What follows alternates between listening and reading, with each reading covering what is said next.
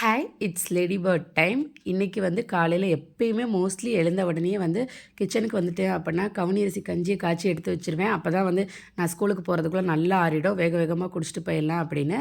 இந்த கவுனி அரிசி எப்படி செய்கிறதுன்னு நம்ம சேனலில் ஆல்ரெடி இருக்குங்க, செக் பண்ணி பாருங்கள்.